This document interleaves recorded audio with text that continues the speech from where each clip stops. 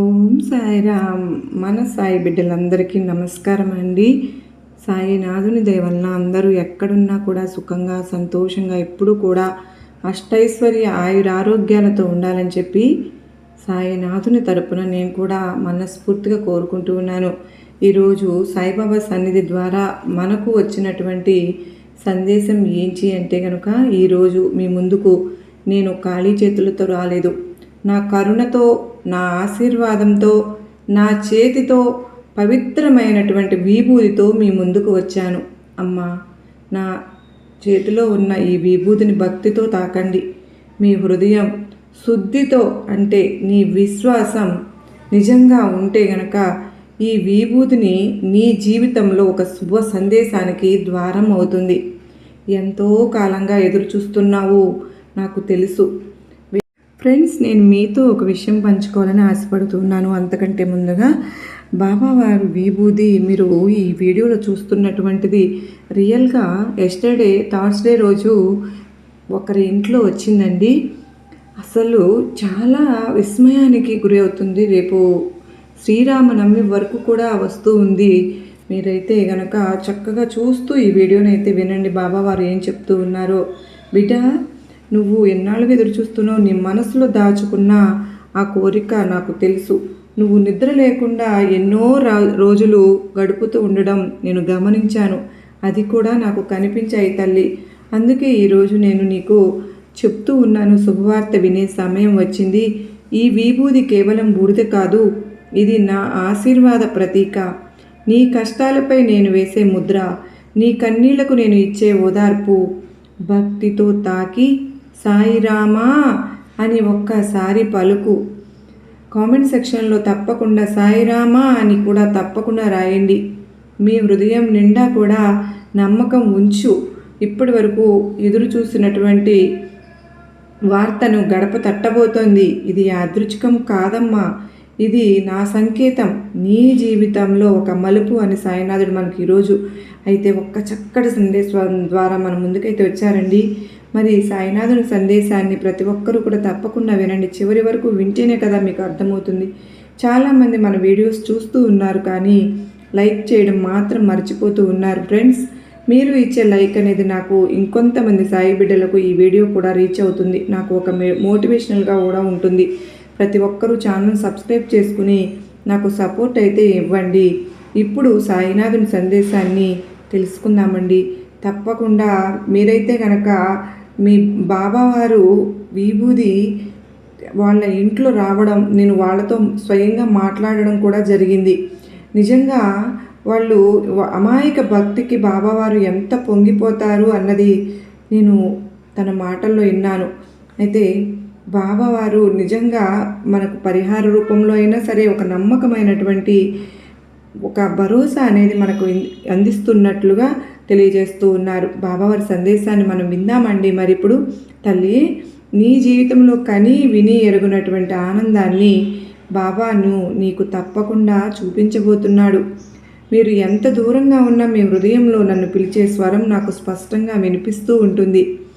ఇవాళ నేను మీ ముందుకు ఒక చిన్న ఆశీర్వాదంతో వచ్చాను. నా చేతిలో ఉన్నటువంటి ఈ విభూతిని తాకు, భయపడవద్దు, సందేహించవద్దు. ఈ విభూతి కేవలం బూడిద కాదు, ఇది నా కరుణ, నా ఆశీర్వాదం, నా ప్రేమ. మీరు ఎన్నో రోజులు ఎదురు చూస్తూ ఉన్నారు కదా. ఒక శుభవార్త కోసం, ఒక ఫోన్ కాల్ కోసం కూడా ఎదురు చూస్తూ ఉన్నారు. ఒక మంచి సమాచారం కోసం కూడా ఎదురు చూస్తున్నారు. ఒక ఉద్యోగం కోసం ఎదురు చూస్తూ ఉన్నారు. ఒక సంతానం కోసం ఎదురు చూస్తూ ఉన్నారు. వివాహం కావాలని ఎదురు చూస్తూ ఉన్నారు. అప్పుల బాధ తీరాలని ఎదురు చూస్తూ ఉన్నారు. ఇలా మీరు ఎదురు చూస్తున్నటువంటి ప్రతి కోరిక, ప్రతి బాధ, ప్రతిదీ కూడా నాకు తెలుసు. రాత్రులు నిద్ర పట్టక బాధపడిన రోజులన్నీ కూడా నాకు తెలుసు. ఎవరికీ చెప్పలేని కన్నీళ్లు కూడా నాకు తెలుసు. కానీ ఇప్పుడు విను, నా చేతిలో ఉన్న విభూతిని తాకు. తప్పకుండా శుభవార్త వింటావు. నీ జీవితంలో నిలిచిపోయినటువంటి పని తప్పకుండా కదులుతుందమ్మా.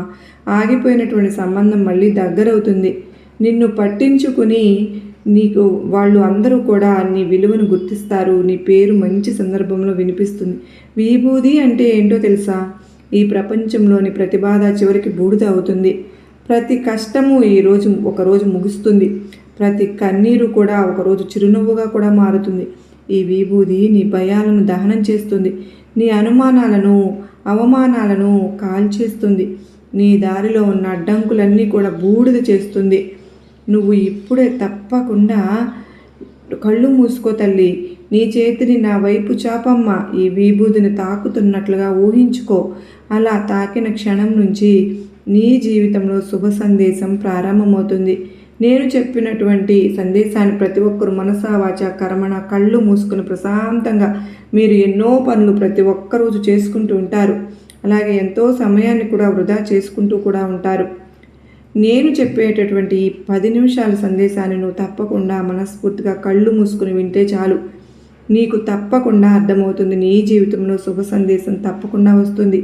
అది ఎలా వస్తుందో తెలుసా?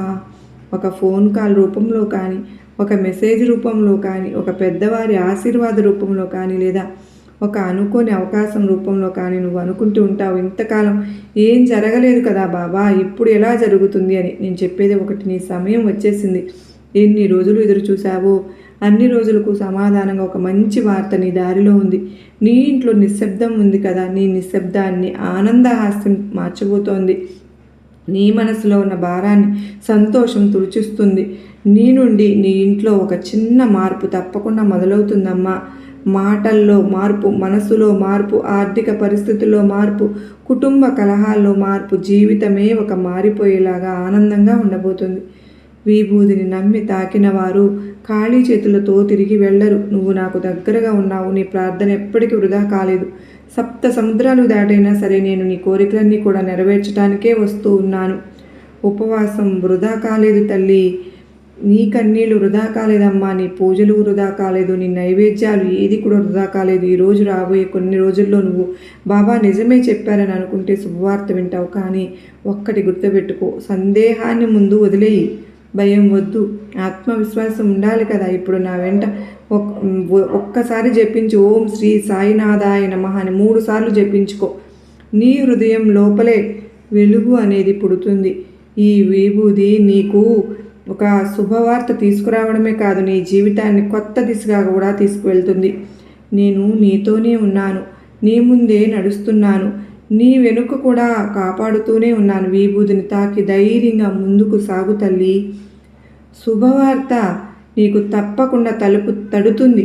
నిజమైన నమ్మకంతో ఈ సందేశం విన్నవారు ఇవాళే సాయి అనే హృదయంతో తప్పకుండా పలకండి.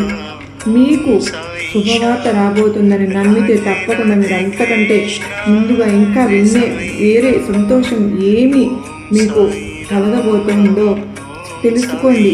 మీ బాబా నీకు ఒక ఆనందకరమైన శుభవార్త తీసుకొచ్చాను తల్లి. ఇక నీ జీవితంలో వెలుగులు నీ ముందు పువ్వులాగా వికసించేలాగా నీ శుభవార్తలన్నీ ఉండబోతున్నాయి. నీ కష్టాలన్నీ తీరిపోయి సుఖాల బాటలో నువ్వు పయనించబోతున్నావు అమ్మా. ఎన్ని కష్టాలు పడావో, ఎన్ని బాధలు పడ్డావో, ఇంతకంటే వేరే సంతోషం నాకు లేనే లేదు. కానీ ఏదైనా సరే, నేను చెప్పేటటువంటి ఏదైనా సరే మీరు మనస్ఫూర్తిగా నమ్మాలి.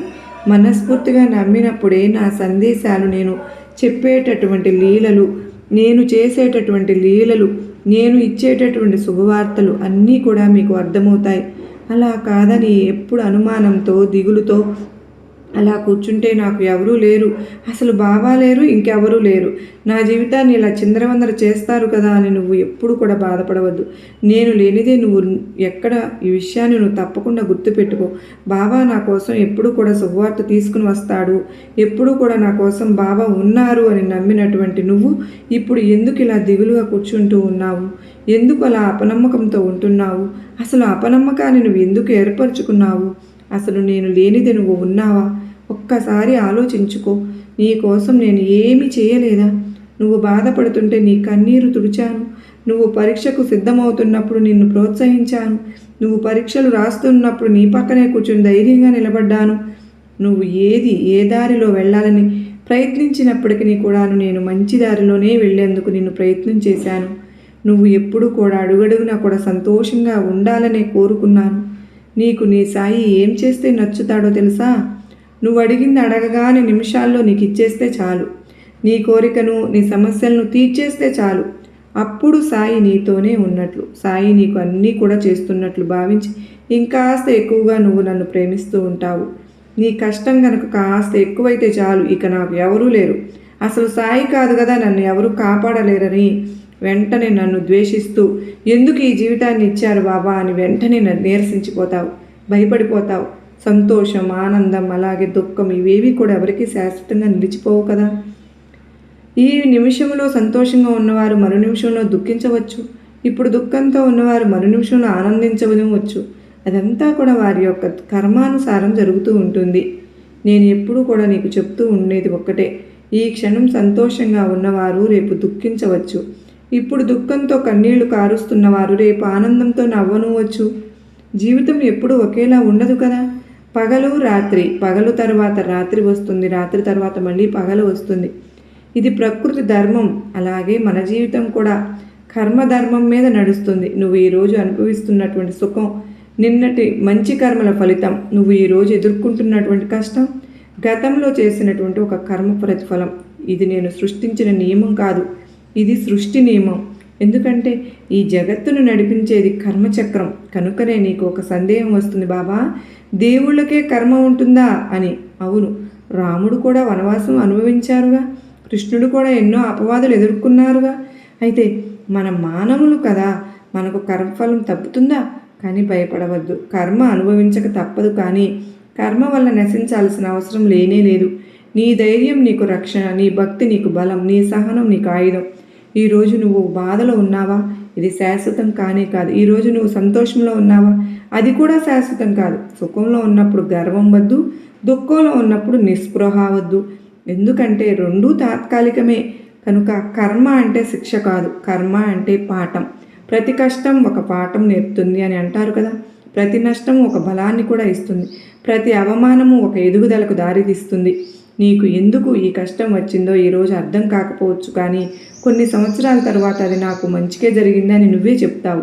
అందుకే నేను చెప్తున్నాను, దుఃఖం వచ్చినప్పుడు ఇది కూడా గడిచిపోతుందని. అనుకో, సుఖం వచ్చినప్పుడు ఇది కూడా కర్మఫలం అని వినమ్రంగా ఉండు. నీ కర్మను తప్పించలేవు, కానీ నీ భవిష్యత్ కర్మను మార్చగలవు. ఈ క్షణం నుంచి మంచి ఆలోచించే, మంచి మాట మాట్లాడి మంచి పనులు చేస్తూ ఉండు. నువ్వు ఈరోజు వేసిన విత్తనం రేపు సంతోషంగా మొలుస్తుంది కదా. కన్నీరు కార్చక తప్పదు అనిపించే రోజులు ఉంటాయి అని గుర్తుపెట్టుకో. కానీ ఆ కన్నీళ్ళు నీ పాదకర్మను శుద్ధి చేస్తున్నాయని కూడా గుర్తుపెట్టుకో. ఆ బాధను భవిష్యత్తును నిర్మిస్తోంది. నేను నీతో ఉంటాను కదా. కర్మచక్రం తప్పకుండా తిరుగుతుంది, కాలం కూడా మారుతుంది. నీకు న్యాయం జరిగే రోజు తప్పకుండా వస్తుందని గుర్తుపెట్టుకో. ఈ జీవితంలో కష్టాలన్నీ నాకేనా బాబా అని ఎప్పుడు కూడా నువ్వు అనుకోనే వద్దు. అలా బాధపడవద్దు తల్లి. నీ మనసులో ఎన్నిసార్లు ఆ ప్రశ్న వచ్చిందో నాకు తెలియదా? ఎందుకు నాకే ఈ సమస్యలు, ఎందుకు నా ఇంటికే ఈ పరీక్షలు, ఎందుకు నా జీవితం ఇంత భారంగా ఉంది? కానీ ఒక్కసారి చుట్టూ చూడు. ఈ ప్రపంచంలో కనీసం తినడానికి తిండి లేని వారు ఎంతమంది ఉన్నారు. కట్టుకోవడానికి దుస్తులు లేని అభాగ్యులు ఉన్నారు. నివసించడానికి గూడు లేని వారు కూడా ఉన్నారు. రాత్రి ఆకలితో నిద్రపోయే పిల్లలు కూడా ఉన్నారు. వానలో తడుస్తూ జీవితం గడిపే కుటుంబాలు ఎన్నో ఉన్నాయి. చేయడానికి పని లేక కన్నీళ్లు కార్చే యువకులు కూడా ఉన్నారు. నువ్వు ఈరోజు బాధపడుతున్నావు, కానీ నీకు తినడానికి ఒక గింజ అయినా ఉంది, నిద్రపోవడానికి ఒక మూల ఉంది, నిన్ను ప్రేమించే కనీసం ఒక మనసు కూడా ఉంది. అంటే నువ్వు ఎంత గొప్పవాడివో నీకు తెలుసా? భగవంతుడు నీకు ఇచ్చిన జీవితం ఎవరికి దక్కని వరం. ఈ సమస్యలు చిన్నవని నేను అనడం లేదు, కానీ నీ బాధ నిజమే, నీ కష్టము నిజమే, కానీ నీలో ఉన్న బలం కూడా నిజమే. నీకు ఇంకా శ్వాస ఉంది అంటే నీకు ఇంకా అవకాశం ఉందని అర్థం. నీకు ఇంకా నడవడానికి కాళ్ళు ఉన్నాయి అంటే నీ ప్రయాణం ఇంకా ముగియలేదని అర్థం. నీకు ఇంకా ఆలోచించే మెదడు ఉందంటే కనుక నీ సమస్యకు పరిష్కారం దగ్గరలోనే ఉంది. జీవితం ఒక వరం, దాన్ని తక్కువగా అంచనా వేయకు. ప్రతి ఉదయం లేచే అవకాశం ఒక కొత్త ఆశ. ప్రతిరోజు నీకు ఇచ్చిన బహుమతి. నీ జీవితాన్ని ఇతరులతో పోల్చుకోవద్దు. నీ ప్రయాణం ప్రత్యేకం, నీ కథ కూడా ప్రత్యేకమే. నీకు ఇచ్చిన పరీక్ష నీ శక్తికి తగ్గట్టే ఉంటుంది కదా. నువ్వు బలహీనుడవైతే ఆ పరీక్ష నీకు రాదు. ఎందుకు నాకే అని అడగకుండా ఈ పరీక్షను ఎలా గెలవాలి అని ఆలోచించు. నీ చేతుల్లో ఇంకా కూడా చాలా శక్తి ఉంది. నీ హృదయంలో ఇంకా చాలా వెలుగు ఉంది. ఇప్పుడే కళ్ళను మూసుకుని ఒక్కసారి ఆలోచించు. కళ్ళును మూసుకుని నీవు ఉన్న స్థితి కూడా ఒక వరమే. నీ శ్వాసకు కృతజ్ఞత చెప్పు. నీ కుటుంబానికి కృతజ్ఞత చెప్పుకో. నీ జీవితానికి కృతజ్ఞత చెప్పుకో. నాకు మానవ జీవితం ఇచ్చినందుకు భగవంతుడికి కృతజ్ఞత చెప్పుకో. కృతజ్ఞత ఉన్న చోట కొత్త ఆశీర్వాదాలు వస్తాయి. నీ జీవితం విలువైనది. దాన్ని ప్రేమించు, గౌరవించు, ధైర్యంగా గడుపు. నేను నీతోనే ఉంటాను. నీ కష్టం తాత్కాలికం, నీ శక్తి శాశ్వతం. ఈరోజు మీకు ఉన్నదానిని కృతజ్ఞత చెప్పుకోండి. మీ జీవితం ఒక వరమని గుర్తించండి. కష్టాలు వచ్చిన ధైర్యంగా నిలబడండి. ఎందుకంటే మీరు బలమైన వారు కనుకనే, మీరు ప్రత్యేకమైన వారు కనుకనే, మీరు భగవంతుని పిల్లలు కనుకనే బాబా నా సమస్య ఇది, నా కోరిక ఇది అంటూ ఒక్కసారి చెప్తావు కదా, అది చాలు. ఇక నా సమస్య గురించి మర్చిపో. నీ సమస్యలన్నీ నేను చూస్తాను, శ్రద్ధ వహించు. అది కూడా నీకు ఇవ్వాలనేది బాబాకు బాగా తెలుసు కూడా. ఎప్పుడు ఆ సమయం రాగానే తప్పకుండా నువ్వు అడగకపోయిన క్షణాల్లోనే నీకు అందేలాగా చేస్తాను. దేనికైనా కానీ కాలమే కదా సమాధానం చెబుతుంది. అయినా నీకు ఎంతటి భాగ్యవంతమైన జీవితాన్ని ఇచ్చినా కూడా నువ్వు ఏదో కోల్పోయినట్లు ఎప్పుడూ కూడా ఎక్కువగా ఆలోచిస్తూ ఉంటున్నావు. అలా ఎప్పటికీ కూడా ఉండవద్దు. అప్పుడు నీకే అవగతమవుతుంది. ఒక్కసారి ఆలోచిస్తే నువ్వు ఆరోగ్యాన్ని ఇచ్చాను, నీకు తిండికి బట్టకు లోటు లేకుండా చేస్తూ ఉన్నాను, ఇవి చాలవా? ఇంకా నీ కుటుంబాన్ని పోషించే శక్తిని నువ్వు చేసే ప్రయత్నం మీదనే ఆధారపడేలాగా కూడా చేస్తుంది కదా. మరి అందుకు నేను కేవలం నిన్ను ముందుండి మాత్రమే నడిపిస్తాను. అంతవరకే నాది బాధ్యత. తరువాత చేయవలసినటువంటి కష్టం అంతా కూడా పూర్తిగా నీదే. అప్పుడు నీకు కూడా కష్టంలో వచ్చేటటువంటి ఆనందం ఏమిటో, దాని విలువ ఏమిటో అర్థమవుతుంది. నీకు ఆశీర్వాదాలు ఎప్పుడు అందుతూనే ఉన్నాయి. నీ బాబా ప్రత్యేకత నీకు తెలుస్తూనే ఉంది. నీకేం చేస్తున్నానో, నీకు కష్టంలో ఆనందం ఏమిటో, ఆ విలువ ఏమిటో తెలుసుకున్నావు కనుకనే ఎక్కువగా దేనికి తొందరపడవద్దు. పనిలో ఆలస్యం అవుతుందని బాధపడవద్దు, నిరాశ చెందవద్దు. ప్రతి మనిషి వెనుక పనికి ఒక పరమార్థం అనేది ఉంటుంది. ఆలస్యంగా అయినా సరే నీ గమ్యాన్ని నువ్వు తప్పకుండా చేరుకోవడమే కదా ప్రథమ కర్తవ్యం. కనుక మనస్ఫూర్తిగా మనశ్శాంతిగా ఉండు. తొందరపడి నిర్ణయాలు తీసుకోవద్దు. నిన్ను ఇలా చూస్తూ ఉంటే నాకు నిజంగా చాలా బాధగా కూడా ఉంటూ ఉంది. నువ్వు ఇలా దుఃఖంతో, మనసుని నీ బాధలతో, కష్టాలతో సతమతమైపోతూ ఉంటే ఎవరికి చెప్పుకోవాలో, ఏం చేయాలో తెలియనంత దీనస్థితిలో అయితే నువ్వు లేవు కదా. కనుకనే నాకు నీ గురించి అంతా కూడా తెలుసు. నీ గురించి తెలుసు, నీ కుటుంబం గురించి తెలుసు, నువ్వు పడే బాధ గురించి తెలుసు, నువ్వు పడుతున్నటువంటి సంతోషం కూడా నాకు తెలుసు. అవి ఇచ్చినటువంటి భగవంతునికి ముందుగా కృతజ్ఞతలు చెప్పుకోవాలి. అలా నువ్వు భగవంతునికి ఎప్పుడు కూడా బాధపడి కూర్చోవద్దు. చిన్న చిన్న సమస్యలకు ఇలా కృంగిపోతే ఎలా చెప్పు? ఏ సమస్య వచ్చినా సరే నీకు ఏదో ఒక పాఠం అయితే నేర్పించే వెళ్తుంది. అలాగే నీకు ఎన్నో తెలియనటువంటి నిజాలను కూడా, నీలో ఉన్నటువంటి శక్తి సామర్థ్యాలను కూడా, నైపుణ్యాన్ని కూడా నీకు తప్పకుండా తెలిసేలా చేస్తుంది. జీవితంలో ఎన్నో కష్టాలను నువ్వు అనుభవించావు, ఎన్నో బాధలను, ఎన్నో దుఃఖాలను చూశావు, ఎంతో సమయాన్ని కూడా వృధా చేసుకుంటూ వస్తూ ఉన్నావు. ఎప్పుడు కూడా ఒక కష్టజీవిలాగా కష్టపడాలి. ఎప్పుడు కూడా సంతోషంగా ఉండడానికి ప్రయత్నించాలి. నీలో దాగి ఉన్నటువంటి ఆ పరమాత్మ, నువ్వు కష్టంలో ఉంటే ఆయన కూడా కష్టంలో ఉన్నట్లే కదా. నీ మంచి కోసం నిన్ను కంటికి రెప్పలా కాపాడుతున్నటువంటి ఆ భగవంతుడికి నువ్వు ముందు కృతజ్ఞతలు చెప్పుకో. ఇంకా కొందరితో ఆరోపణలు చేయవలసినటువంటి సమయాలు కూడా వస్తాయి. కానీ నువ్వు మాత్రం వారితో మృదువుగా మాట్లాడు. ఇతరుల మనసును జయించు. ఒంటరి అని ఎప్పుడు అనుకోవద్దు. నీ సాయి లేనటువంటి ప్రదేశమే లేనేలేదు కదా. అడుగడుగున నీ సాయి లీలలు నీకు అనుభూతి ఇస్తున్నాయిగా. నీ సాయి నీతోనే ఉన్నానని నమ్ము. అలాగే ముందుకు సాగు. నేను నీకు ధైర్యాన్ని, తప్పకుండా స్థైర్యాన్ని కూడా ఇస్తాను. సమస్య నుండి బయటపడేటటువంటి తెలివితేటలను కూడా ఇస్తాను. సమయస్ఫూర్తితో మెలిగేటటువంటి చాతుర్యాన్ని కూడా ఇస్తాను. నిన్ను కనిపెట్టుకుని ఉండేటటువంటి ఈ సాయిని నేనే. నువ్వు నాకు ఏమీ ఇవ్వకపోయినా పర్వాలేదు, కానీ నమ్మకాన్ని మాత్రం నువ్వు ఎప్పటికీ కూడా కోల్పోవద్దు. కన్ను తెరిస్తే జననం, కన్ను మూస్తే మరణం అని అంటారు కదా. మరి ఈ జనన మరణాల మధ్య ఉండేదే జీవితం. అది అంత తేలికైంది కాదు. మనం పుట్టినప్పుడు ఖాళీ చేతులతోనే వచ్చాం, పోయేటప్పుడు కూడా ఖాళీ చేతులతోనే వెళ్తాం. మధ్యలో ఉన్నటువంటి ఈ కాలాన్ని ఎందుకు అంత భారంగా మార్చుకుంటూ ఉన్నావు? ఎందుకు అంత కోపం? ఎందుకు అంత ఈర్ష్య? ఎందుకు అంత అహంకారం? నీకు ఇచ్చిన జీవితం కొన్ని సంవత్సరాల ప్రయాణం మాత్రమే కదా. నువ్వు చిన్నప్పుడు పెద్దవాడు అవ్వాలని కోరుకున్నావు. పెద్దవాడు అయ్యాక పాత రోజులు గుర్తుకొచ్చేసుకుంటున్నావు. కాలం ఎంత వేగంగా పోతుందో గమనించావా? నిన్న జరిగింది ఈరోజు జ్ఞాపకం అయింది.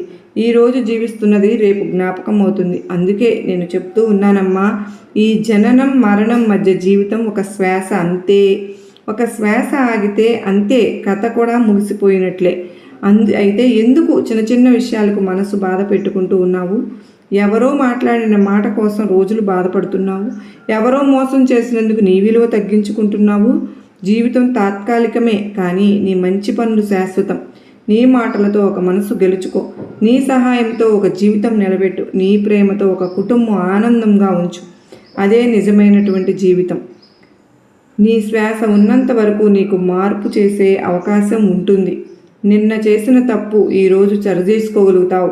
ఈరోజు చేసిన మంచి రేపు నీకు ఆశీర్వాదం కూడా అవుతుంది. జీవితం చాలా చిన్నదే, కానీ అర్థవంతంగా గడిపితే అది మహత్తరంగా మారుతుంది. కన్ను తెరిచినప్పుడు కృతజ్ఞతతో లేచి చూడు. అలా కన్ను మూసుకునే ముందు ఎవరిని బాధ పెట్టలేదని నీకు నువ్వే చెప్పుకోగలిగితే గనక చెప్పుకొనగలిగేలాగా ఉండాలి. అదే నిజమైనటువంటి విజయం. నీ జీవితం ఒక వరం. దాన్ని ప్రేమతో, ధైర్యంతో, దయతో నింపుకో. ఎందుకంటే జననం మరణం మధ్య ఉండేది ఒక చిన్న ప్రయాణం మాత్రమే. జీవితం చిన్నదని గుర్తుంచుకోండి. అహంకారానికి కాదు, ప్రేమకు చోటివ్వండి. ద్వేషానికి కాదు, దయకు చోటివ్వండి. అలాగే మీరందరూ కూడా ఎప్పుడు ఈ ప్రపంచంలో ఉన్నటువంటి ప్రతి వస్తువు, ప్రతి మనిషి, ప్రతి పరిస్థితి తాత్కాలికమే అని గుర్తుంచుకోండి అని చెప్పేదే తత్వం. అంటే నశించే స్వభావం కలిగి ఉండడం. జననం వచ్చిన ప్రతిదానిని ఒకరోజు ముగింపు ఉంటుంది అని అర్థం. స్థిరంగా ఉండకపోవడం. ఈరోజు ఉన్నది రేపు ఉండకపోవచ్చు. జన్మించిన ప్రతి జీవి మరణించాల్సిందే అనేదే సత్యం. ఈ భూమిపైన ఎవరూ శాశ్వతం కాదు. అనిత్య లోకం ఇది. ఏదైనా సరే, నేడు ఉన్న శరీరం రేపు ఉండదు కదా. నేడు ఉన్న సంపద రేపు ఉండకపోవచ్చు. నేడు ఉన్న అధికారం ఒక క్షణంలో మాయమైపోతుంది. ఇదే జీవితం. అందుకే అహంకారం వద్దు, ద్వేషము వద్దు. ఎందుకంటే మనం ఇక్కడే శాశ్వతంగా ఉండేందుకు రాలేదుగా. మనిషి పేరు కాదు నిలిచేది, మనిషి చేసిన మంచి నిలుస్తుంది. ఈరోజు ఒక విభూతిని తాకిన నీకు ఒక మంచి సందేశం నేను వినిపించానని అనుకుంటున్నాను. ఈ సందేశం నీకు ఏదైనా సరే మంచిగా అనిపిస్తే ఇంకొంతమందికి తప్పకుండా షేర్ చేయండి. ఈ భూమిపైన ఎవరూ శాశ్వతం కాదు. తప్పకుండా ఈ ఒక్క విషయాన్ని గుర్తుపెట్టుకోండి. ఉన్నన్ని రోజులు మనం ఇతరులకు సహాయం చేస్తూ ఉండాలి. మంచిని కోరుకుంటూ ఉండాలి. మంచితోనే బ్రతకాలి. కన్ను తెరిచిన ప్రతి ఉదయం ఒక వరం కనుక కన్ను మూసుకునే మనసు ప్రశాంతంగా ఉండడం కూడా నిజమైన విజయం. మనసారా ఒకసారి తప్పకుండా పలుకుదాం, ఓం శ్రీ సాయినాథాయ నమః అని. తప్పకుండా ప్రతి ఒక్కరూ కూడా కామెంట్లో రాయండి. ఈ వీడియో మీ అందరికీ నచ్చిందనే నేను అనుకుంటూ ఉన్నాను. నచ్చితే కనుక తప్పకుండా మన వీడియోకి చిన్న లైక్ అయితే ఇచ్చి మరికొంతమంది సాయి బిడ్డలకు షేర్ చేయండి. మీరు మొదటిసారిగా మన ఛానల్ చూస్తూ ఉంటే ప్లీజ్ అండి, దయచేసి ఛానల్ని సబ్స్క్రైబ్ చేసుకుని నాకు సపోర్ట్ అయితే అందించండి. ఫ్రెండ్స్, మీరందరూ చూస్తూ ఉన్నారు కదా, అత్యద్భుతం అండి. ఎస్టర్డే విభూది బాబా వారి నుంచి రావడం అనేది, ఆ స్వయంగా నేను చూడడం అనేది చాలా సంతోషాన్ని కలిగించింది. అదంతా మీతో పంచుకోవాలన్న నా ఆరాటం. మీరందరూ కూడా చాలా చక్కగా ఈ వీడియో మొత్తంలో కూడా అనేక సార్లు బాబా నుంచి విభూది వచ్చే దాన్ని మీరు చూడగలిగారు. అది కూడా కోటిలో ఒక్కరికి మాత్రమే దక్కే అదృష్టం అండి. అందరికీ లభిస్తుందా అంటే జరగదు. నిజంగా బాబావారు ఇప్పటికీ కూడా మనతో ఉన్నారు, ఉంటున్నారు, మనతోనే అన్నదానికి నిదర్శనమే ఇలా లీలలు చూపిస్తూ ఉంటారండి. మనకు ధైర్యం కలిగించడానికే. మరి మనందరము కూడా సాయినాథుని విభూదిని ఒక్కసారి తాకి మనందరం కూడా మన మనసులో గనక ఏవైతే కోరికలు ఉన్నాయో అవన్నీ కూడా తీరాలని, మన మనస్సుకు మంచి ప్రశాంతత కలగాలని మీ అందరి తరపున నేను కూడా మనస్ఫూర్తిగా కోరుకుంటూ ఉన్నాను ఫ్రెండ్స్. నిజంగా బాబావారి విభూది సర్వ రోగ నివారిణి.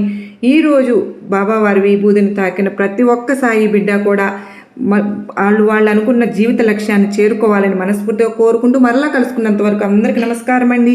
ఓం సాయిరాం. సర్వేజన సుఖినో భవంతు.